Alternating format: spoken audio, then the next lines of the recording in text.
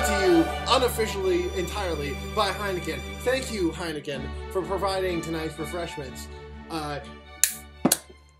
We should probably let you know that we have not received any actual monetary compensation, but we did receive free beer. We did receive free beer, and we have drank all of it. But the good news is, we are very happy to, in the future, if you're looking at this, promote your brand. So, Heineken... Especially if it's beer. Especially if it's beer. And also, especially if Real Madrid win the Champions League, we are happy to drink Heineken during each one of our podcasts next year. Yeah. In fact, we'll do it now. Hashtag selling out, hashtag swag yellow. Right, swag yellow, more than anything. So, cheers to you, and cheers to Heineken. And to Real Madrid's victory. Hala Madrid! Hala Madrid, okay.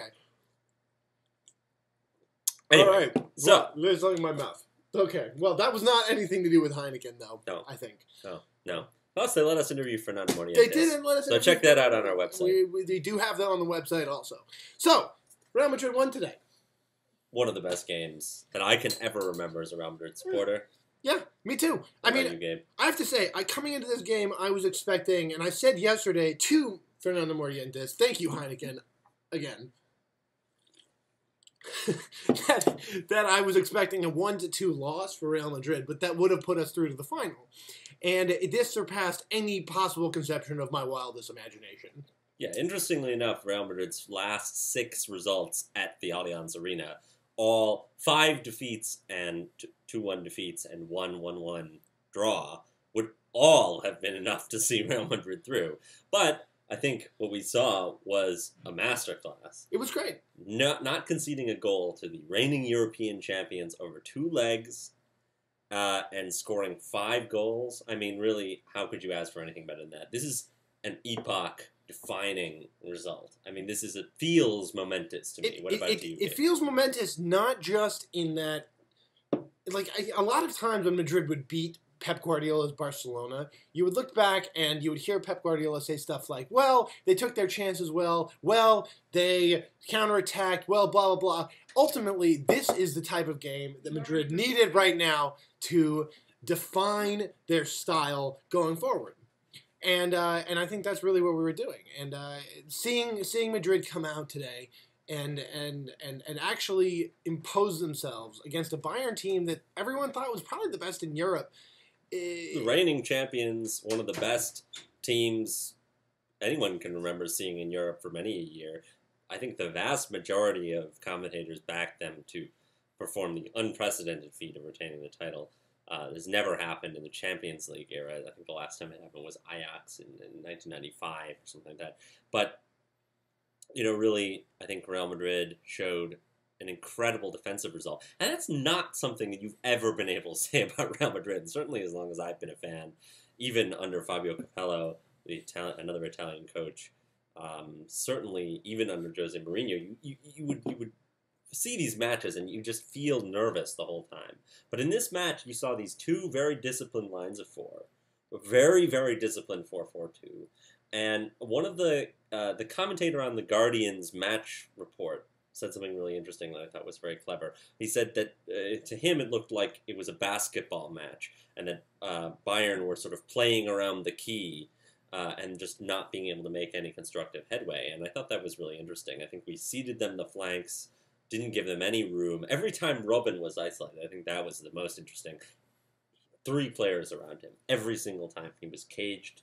Yeah. And he couldn't do anything. It was incredibly impressive, I thought, to see, and this is what I just want to just go back to the point that Josh just made about how Madrid hasn't looked this solid defensively, at least in a level where you're not worried. At least watching the game, and I fundamentally expected to go into this match worried about Real Madrid. We were terrified. We thought we'd lose years off our life in this game. But you go in and actually, and I have to say that even after the first 2-3 minutes that Bayern had the ball, I wasn't worried. I wasn't worried because it looked like Madrid had this stuff down. They knew what they were doing on defense, and it was amazing to see. And this is.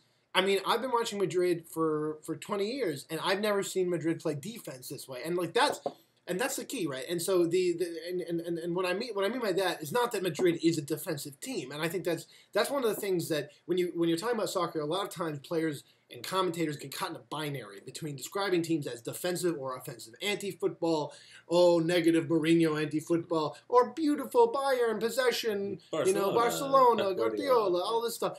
You either getting caught into some sort of narrative, but actually, what really is a lot of shades of gray, and Real Madrid showed on both ends that they can be at once an incredibly strong attacking team and a really solid defensive team. And I think that's what Ancelotti really brings to the side. He brings balance. And I think that's what he came in saying that he was going to do. He said, I'm going to bring balance to this team. I'm going to bring harmony to this team. He's been a very calming presence off the pitch. But I think the other thing we've seen is he's very pragmatic. And that when Real Madrid has needed to play a certain way, he's played that way. When we're facing teams who pack men behind the ball and we need to score and they're happy to take a draw, we play a very offensive, fluid, probing, penetrative style of attack.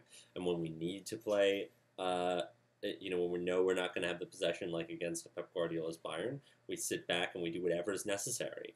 And I think that this is a case where the pragmatist outplayed the ideologue. Guardiola was not willing to compromise his style, and I think that was his big problem here today. I mean, you saw that in the first leg, which I think was actually somewhat more decisive. I mean, if you look at this leg, yes, Real Madrid had a crushing victory over Bayern Munich. It's my cat. Everybody. Cat thinks that too. The cat agrees very much. Crushing victory over Bayern Munich, 4-0 on the night. But, I mean, you have to say, first of all, forcing them to come onto us like that and expose themselves was a result of the result in the first leg. Was a natural consequence of being 1-0 up and them having to have that responsibility of attacking. And then they were just exposed on their lack of preparation on set pieces, which again is sort of a classic Pep Guardiola problem. I mean, his teams have historically conceded a lot. Which is funny though, because we come into the game saying, "Oh, Bayern, they're a German side, right? They're German. There's no way they're going to be worse on set pieces." I've never been as wrong about anything as I have been during this game. Right before the first goal, I said, "Why are I don't even know why we're bothering with this corner. We're never going to score off a corner on a German side." Sergio Ramos puts in the net. The next goal that we scored, I said, why are they bothering with the indirect free kick? Just take it direct. It's a good shot. We're never going to get a head around these guys again. That was a lucky break, and we scored. So, what can I say? But I'm very happy to have been wrong. That's what I can say. But. Or are we pimping Heineken? We're still trying to pimp Heineken. Although, I do want to say, we're going to go ahead and continue to drink other beers. Chimay, if they are willing to sponsor the podcast, we're also going to drink them at the same time. I'd like to say that Belgian beer, considering beer is fantastic. That the Germans invaded them twice. They're very good. Although, if we do end up playing Chelsea, we will regret drinking this beer. Because Azard plays on Chelsea. But you know what? They do make good beer. I do like Heineken, though. If you guys both, either brand of beer. That was a satisfying sound. It was a satisfying sound. Are willing to sponsor us. We'll happy to have that. Instantly. But what I also wanted to talk a little bit about some of the different players of the match. And well, it's interesting that when I saw the different match reports that have been coming out, each one seems to have a different man of the match. I mean, I saw Angel Di Maria, which from Jonathan Wilson, which on Sports Illustrated, great article, by the way, definitely check it out. But I thought that was a little mystifying. I mean, I can see that he was a key player in the match, but I wouldn't necessarily have picked him as my man of the match. Some other people were talking about Luka Modric, other people were talking about Fabio Cannavaro. Who would your man of the match pick be? I think that if you're not choosing Sergio Ramos, you're missing something fundamental from the game. He didn't just. But here's the thing, right? He didn't just bring a essentially flawless defensive effort. So because Pepe did that too, right? Understandably. And what differentiates him? He scored twice. He scored 2 goals as a defender. What more could you possibly? What more could you want, right? 10 out of 10. Boom, Sergio Ramos. Right here. It's true that Gabe did take credit for wearing that shirt today. I think it's all me, basically. So I was at a disadvantage being Raul Gonzalez Blanco. And so ironically, we are shooting this. We are shooting this with FaceTime, so you probably can't read the back. But this one says Raul, and mine says Sergio Ramos. The truth is this: Sergio Ramos had essentially a perfect game for Madrid today. I couldn't ask for more. Really, you literally could not ask for more. Against the reigning champions of Europe in their home patch. and 2 goals as a center back. But I think that Pepe also had a very, very good game. You saw him coming out of defense very often, delivering that pass into midfield to start the break. I think Luka Modric was pretty flawless. I mean, how can you not love Luka Modric? Luka Modric he's been my revelation of the season. I mean, I think he's really been the player. I mean, let's just say it quickly, and I know that I'm going to get a lot of crap from people for saying this. Beer I did just spill my beer. I just happened. And this may be karma from what I'm about to say, actually. I'm just thinking about that because I'm realizing, I think it's the other bottle. Oh, there we go. Look at that. But this is karma for what I'm about to say. I think that the signing of Modric and the subsequent letting go of Ozil may have been the catalyst that this team needed. I actually agree with that. I think at the time everyone was very concerned about letting Ozil go, and I think that that's fair because Ozil was an absolutely fantastic player, and there's nothing that anyone can say about that. He is a technically gifted player who gave a lot to Real Madrid, and I would never want to impugn his conduct in any way, and he was a great asset to the team. However, the problem with Ozil is that the work that he does off the ball is not the same kind of work off the ball that Real Madrid needs. And he's very good at working off the ball by working the channels and making players around him better in attack, but he doesn't do anything in defense. No. And if you look at Ozil, so if you imagine tonight's match, I can't imagine what Madrid's defense would have looked like with Ozil instead of Modric. And if you imagine Ozil instead of Modric there, you see a lot more space for Bayern, and you see a lot more of those crosses going through. And if you actually I would encourage you to take a look at the numbers of blocked crosses Modric had today. Well, I think the real comparison you want to make, right, is Ozil versus Di Maria, who was also key tonight. Key in a defense. That's actually a good point also. Because I don't think it was ever going to be a Modric or... I think Modric is trading off with Isco in this team, which is a shame because Isco's a brilliant player and hopefully he can get more game time. And he was fantastic in the first match, it has to be said. I'm surprised that he didn't get the start today, but I think in retrospect... that actually brings up one thing I did want to talk about, which is a lot of people were saying after the first match and after the Copa del Rey final that maybe Madrid is a one-star team, that we need 1 star and not 2 on the field. I don't think so. I don't buy it at all, and I think tonight is. Well, you're talking about the idea that Bale and Ronaldo should not start together. And I think it'll feel very vindicated after today's result. Well, I think that Bale's willingness to work very hard in defense has done a lot for him. He shut down Ribéry today. He helped very hard. He worked very hard with Carvajal to shut him down. It's true. And that was very impressive to see. I think one of the issues is that, Ronaldo, he doesn't work so hard in defense, and part of the reason for that is that he is always trying to work the line for the counterattack, and that's what makes Madrid so dangerous. And he really pins back other players by the threat of his runs. And so he is doing a form of defensive work. But the consequence of that is you can't really have another player who's doing that. And Benzema is already kind of iffy in terms of how much defensive work he does. And so if you have Ozil as well, suddenly you have this break in the team where instead of a 4-4... So you can have a 4-4-2 defensive formation, which is essentially what we were playing today and against Barcelona in the Copa del Rey, which we won handily, where you have 2 disciplined lines of 4 protecting your box, pretty narrow, and then you have 2 players up front who are kind of pressing and hoping to win the ball, to make a break on the and split wide, do whatever to get a chance on the counterattack. And so those 2 players for us are Cristiano Ronaldo and Benzema. When Ozil was playing, you had a broken team where you had 5 players, you had 6 players defending and, this 3 players up front. Right. 4 players up front. And there was no connection between the 2. And that was really problematic. You had Ozil and Cristiano Ronaldo and Benzema just not participating in the play. I mean, I if you look back at my archive, you know that I'm a big fan of Di Maria. I think that Di Maria is key. Di Maria is like every team needs a Di Maria. It's hard to describe what he brings to the team simply in the defensive output. He's a work rate player. He never stops. He's a machine. Never stops. And you don't think that there aren't many players that act like that. I can't imagine. I think if you look at any top team you'll see in the past 10 years or so, you'll see they have a player like Di Maria, Right. who's not usually the most appreciated player on the team. So for Bayern last year, I would say it was Thomas Müller, That's a good point. who works very hard and who is very good at finding space and bringing other players into the game. And it was Pep Guardiola got a lot of criticism for leaving out in the first leg, which I think was a mistake. And then you'll see that the other player, for Barcelona, Pedro, who also has not been getting a lot of playing time this season, who is a key player for them. He scores goals at the crucial moments. He sets up other players. He works really, really hard down the flank. His defensive work rate is second to none on that team, and, he's been great for Spain, too. I think that every great team, that you can't just have these superb individualist attackers. Yeah. You need someone to be doing the work. It's very true.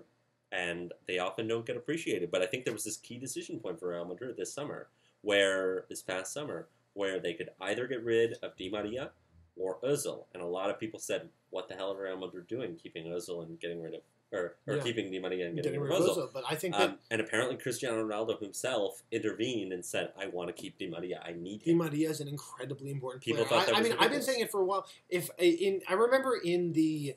So I came up with a metric which is not a particularly advanced statistical metric, but it's interesting. I call it goals created, which is simply the idea that if you combine goals and assists, you essentially have a better idea of total offensive output, obviously because goals equal assists, right? If you don't have an assist, you don't have a goal. If you don't have a goal, or excuse me, if you have an assist, you necessarily have a goal. And I remember that year, I came up with that metric, and partially because I wanted to prove that per 90-minute basis, Di Maria was creating essentially as many goals as Xavi or a couple of other players that I compared him to. So I would encourage you to go read that. But that was one of the big things that's made me a huge fan of Di Maria's since back then. Also, I remember I also looked at his defensive work rate, which was tackles. I believe it was balls won per tackles, interceptions, a few other statistical measures. And so he's an incredibly useful player, and I have never fallen back on him. I think he's fantastic. And it's interesting. Earlier this season, he had sort of lost his place in the side. And people said, where is Di Maria going to play? You have Khedira, you have all these other players, and Khedira gets injured, and suddenly Di Maria comes into the side.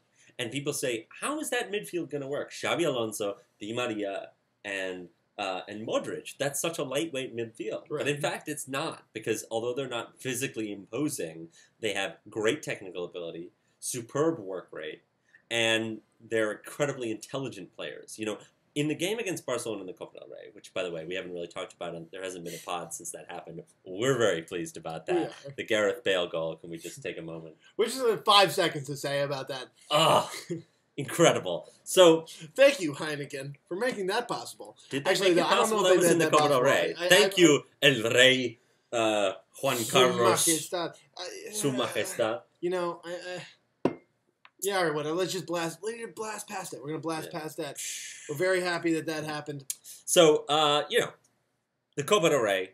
What were we talking about? We were talking about how much we like Su Majestad El Rey. Right, yeah. Right.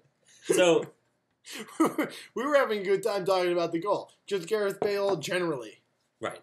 But, a lot of people were saying that lineup wasn't going to be muscular enough. Right. And Modric... in that game. How muscular do you really have to be to out-muscle Barcelona? But Let's just say that for a second. Come on. 97% of his passes. I'm 6'6" tall. Like I'm towering over every single person. But they could pass you to death. I mean, they didn't pass me to death, but I can knock them out. But the thing I wanted to say about that game was that Modric completed 97% of his passes, but he also completed, I think, 7 of 8 or 8 of 9 long passes in that game.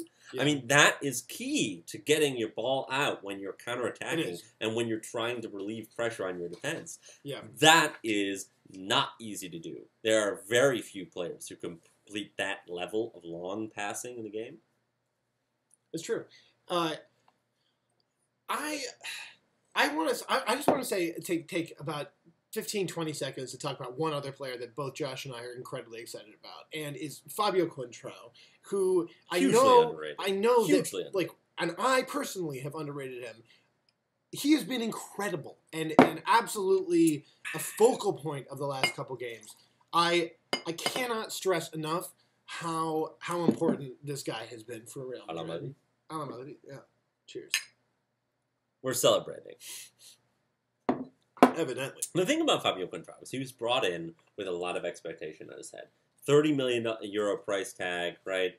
A lot of people were saying, oh, it's just because he's Portuguese, it's just because his agent is Jorge Mendes. And then, he didn't get a lot of playing time. He had some injuries, which really hampered his development, and then he also was sort of kept out a lot of games by Marcelo, who was a great player in his own right, although I think he's so defensively suspect that he can really be a big liability for us. And Contrao was fantastic in the international level, and he put in some good performances, but in the last few games, he's really been absolutely crucial. And it makes me think, how lucky are we that we didn't sell him to Manchester United in the summer? It's true, and the truth is that in the winter transfer window, it's not that the €30 million price tag is seeming cheap now, because I know that's the narrative. Is bidding €30 million or £30 million for Luke Shaw, the 18-year-old Southampton left back right now. It's true. So it seems somewhat reasonable in context. What I meant was that it's not that it's seeming like cheap now, because €30 million. This is what the level that we expect all the time, right? That's what we're talking about. However, it's not fair to start talking about how we should get rid of him, how he's not helpful to the team. Just look at the last couple games. It's incredible the way he's played. He shut down Ribéry. He shut down Messi. Like, this is an incredible player. And he provided we're lucky to have the him. key passes for both or key passes in the development of the goal that won the Copa del Rey and the goal that got us the key part of our victory at the Bernabeu in this tie. And so you have to say, what a week he's been having. Really. What a week he's been having. And I think that if we can try to hold on to him in the summer, I hope that he now feels valued, that he's getting played in all the big games, and I hope that we can hold on to him. I mean, what do you think about the relationship between him and Marcelo? I mean, there's this concept that Real Madrid has had for the last few years that we should have two brilliant young players for every position. And this has feels like it's sort of been falling apart. Well, to be honest, it always feels like it's been falling apart. If you look back, historically speaking, Madrid has always had this kind of relationship, right? Even if you go back to Tiranos y Pavones, which was the idea... Somewhat ill-fated notion. Somewhat ill-fated, that we'll have a Zidane for every Pavon we have on the team. But this is based on Paco Pavon, who is the fact that you don't know who Paco Pavon is... means about tells you a lot about how well this policy did.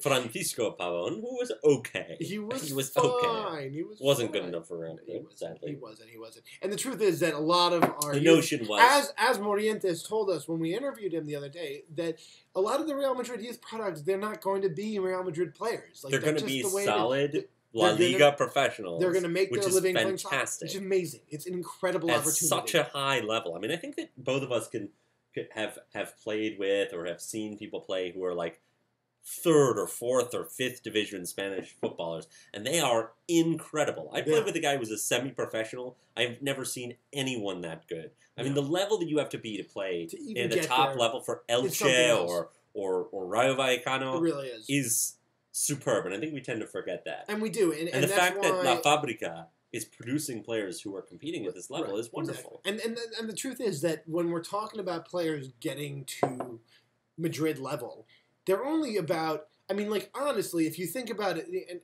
and really ask yourself, are there more than 50 players in the entire world that you would be okay with suiting up for Real Madrid? The answer is no.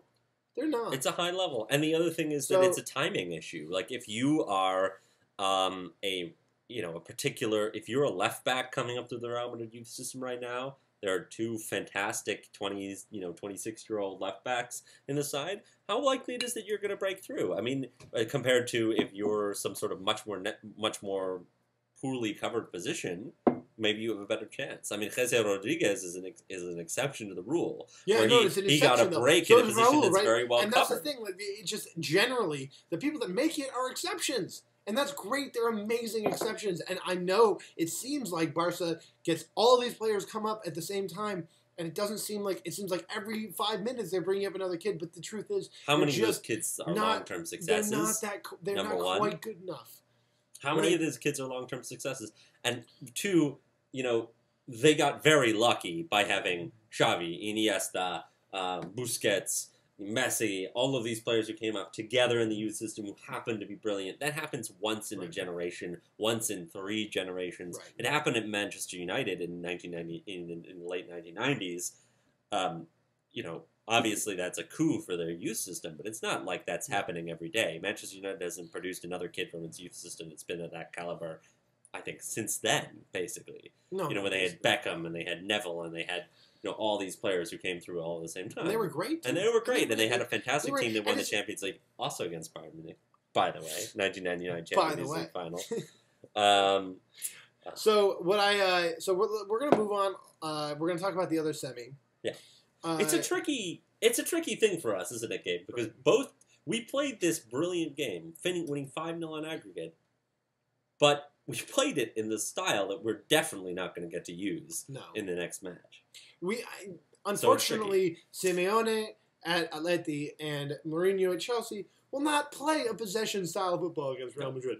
There's a great quote. I think that anyone that knows about this, and you too, I'm sure that you know exactly what I'm going to say, will bet that Real Madrid will have more than 50%. Over 50%. Here's the thing. There's this great quote that Gabi, the captain of Atletico Madrid, said in regard to Chelsea that I think really sums up the entire approach to that game. And I'm not criticizing here. I think this is hilarious and very insightful.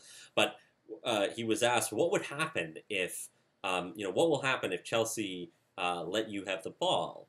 Because your side also don't really want to have it. And he said, well, we'll give it right back to them. Literally, we'll give it right back to them. So neither side really wants possession of the ball. And I think that Madrid has had a possession-style football at certain points in the season, and we're going to have to discover that. We're going to have to break down a very packed defense. I mean, to be honest, there are two things, right? I'm not at all excited to play Atleti in the final. I mean, I like playing Atleti. I think it's my dream final. If I'm going to be a man, to be totally from honest, Madrid, as a fan, from Madrid. I want to be coming from Madrid as a Madrileño at heart.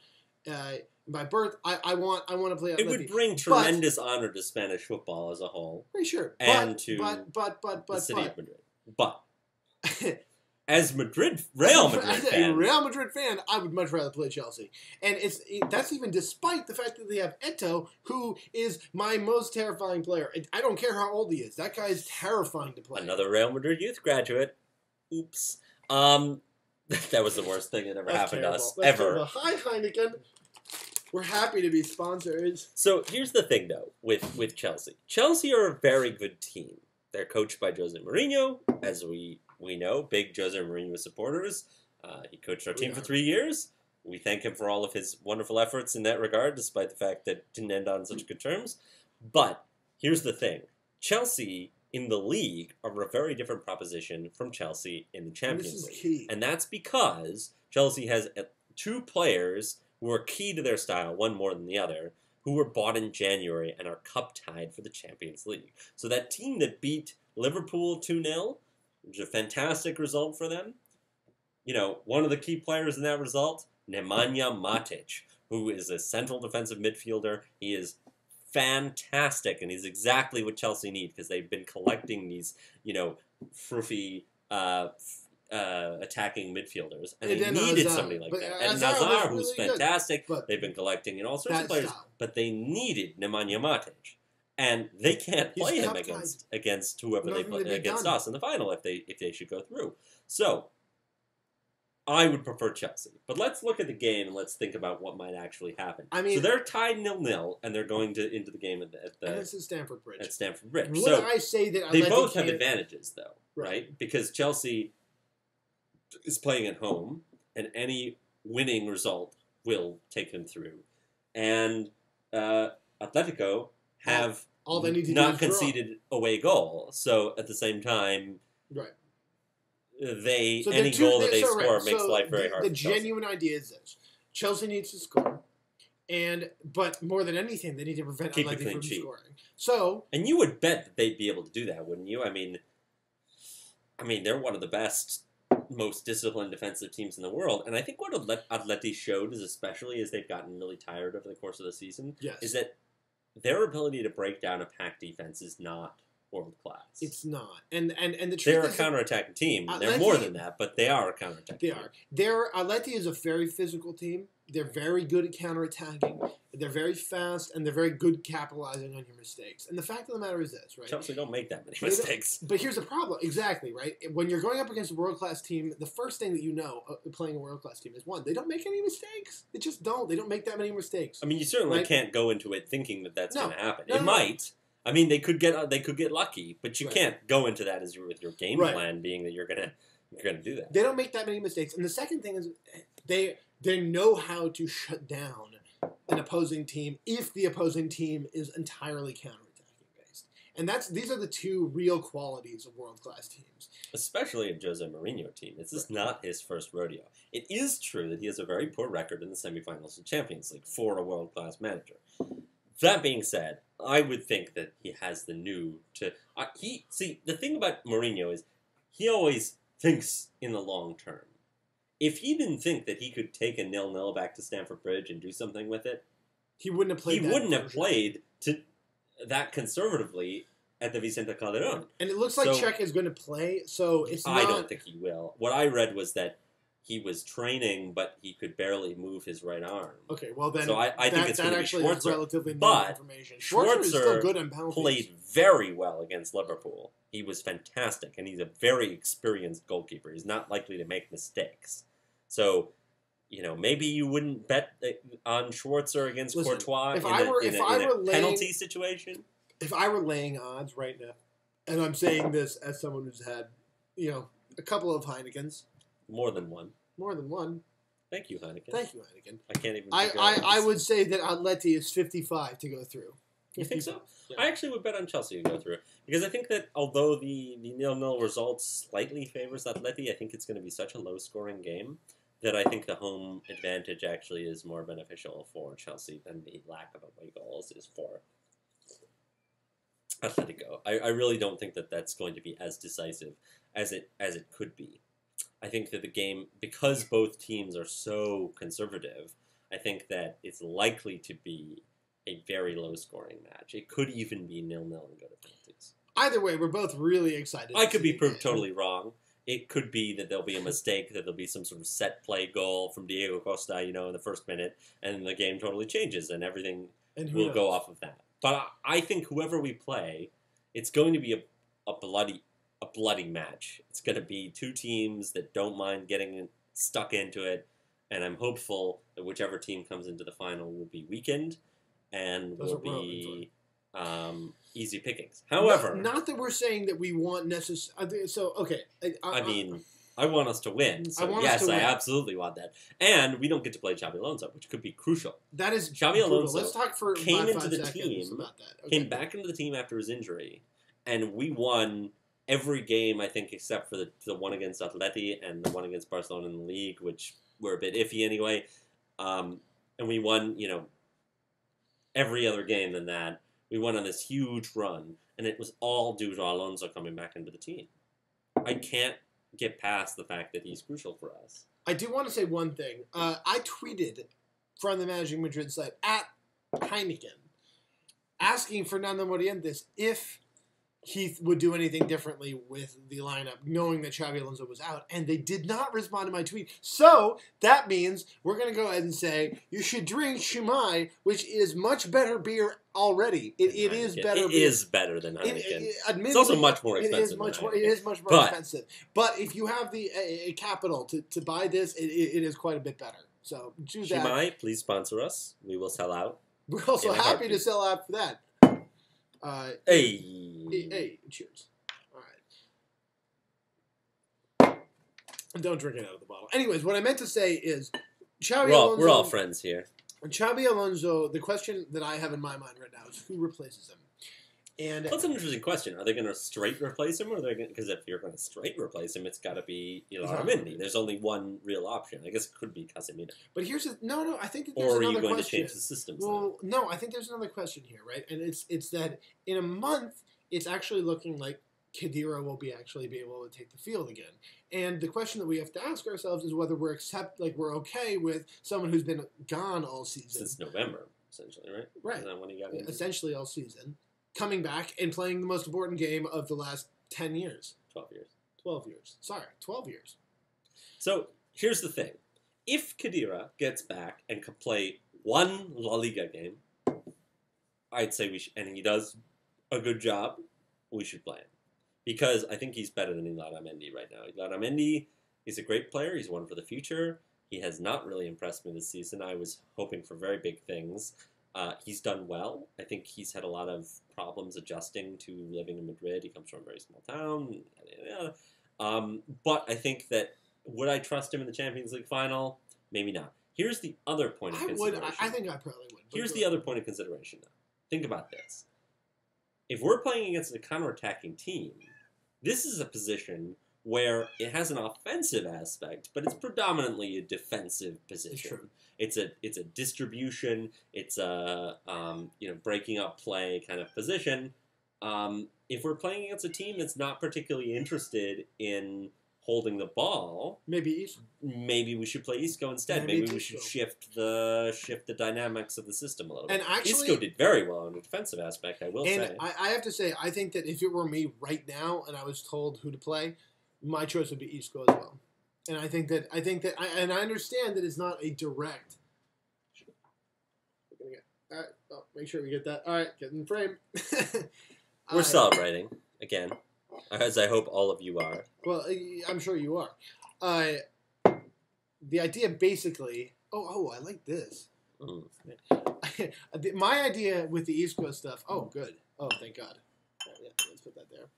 Are we going to tweet at Chimay? Do they even have a Twitter? Are they too classy for a Twitter? This is probably made by like Belgian Trappist monks or something like that. Yeah, but I'm sure the monks have Twitters, right? Of course they have Twitter. That's the thing. So, I don't know, whatever. I feel like Isco would be my choice right now. Actually, and not just because his performance at Bayern Munich was, or in the Bernabeu against Bayern Munich, it's not just because of his ability to hold the ball on the counterattack. It's because I actually think that Isco is a really solid choice when it comes to defense. Well, I think that we were talking during the game about this, and what I said I think is really interesting. Of course, I think what I said is interesting, but is that Isco offers a couple things in defense. He's a very good presser. He comes out of this sort of Spanish national team since 2008 style. But he also offers something in defense with this moment of what the Spanish call pausa.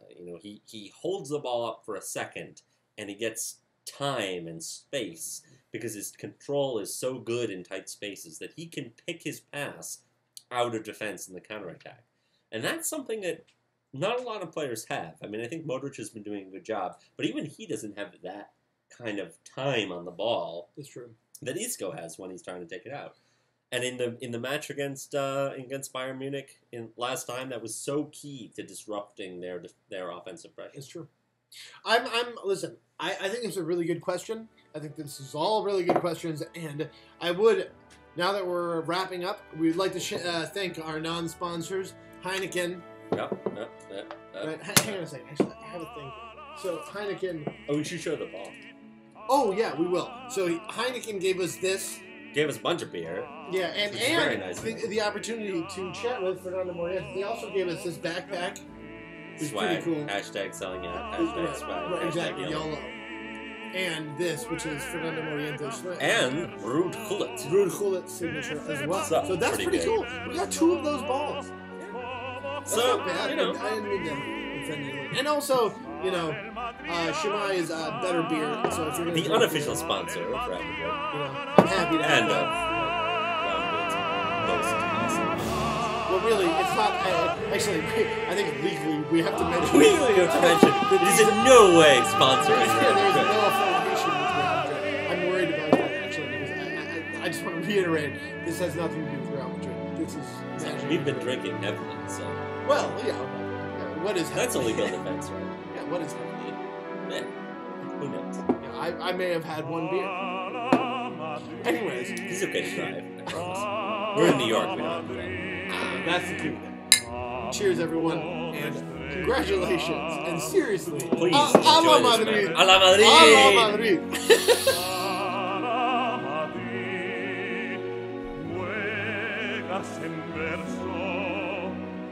Sale